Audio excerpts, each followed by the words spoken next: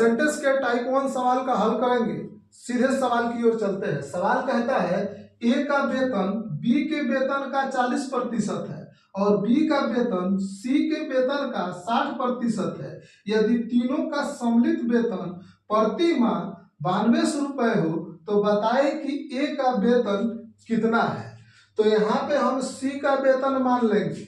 सी का वेतन हम 100 मान लिए तो बी का वेतन निकल जाएगा, क्योंकि सी के वेतन का 60% बी का है तो इसका 60% निकालेंगे तो कितना हो जाएगा 60।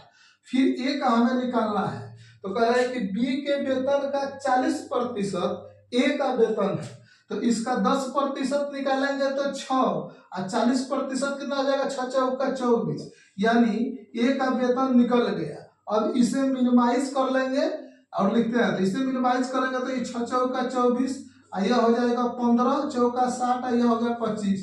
अब यह कटने वाला तीनों नहीं है, अब कटने वाला नहीं है तो यह मान हो गया। और फिर ए का वेतन पूछा है तो जिसका वेतन पूछेगा वह ऊपर, अगर बी का पूछता तो ऊपर, चाहे सी का पूछता तो ऊपर, और तीनों को जोड़कर नीचे लिखते हैं तो 25 और 15 40 और 6 कितना 46, और टोटल जो रकम होगा उससे गुना कर देते हैं तो कितना हो गया 9200। इसी को कटा लेंगे तो यह कितना मान में कटेगा 2, यानी 200 आया और 200 को 6 में गुना करेंगे तो 6 गुना के 1200, यानी 1200 रुपया ए का वेतन हुआ।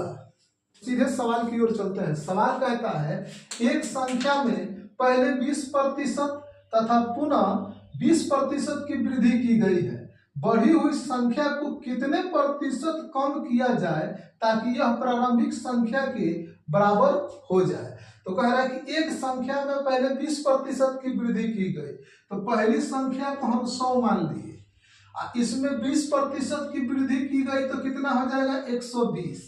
अब फिर कहा है कि इसमें फिर 20% की वृद्धि की जा रही है तो इसका 10% 12 तो 20% कितना हो जाएगा 24, तो इसमें और 24 जोड़ेंगे तो कितना हो जाएगा 120 और 24 कितना हो जाएगा 144, यानी अब संख्या 100 से बढ़कर कितना हो गया 144, 2 बार 20% की वृद्धि करने पर।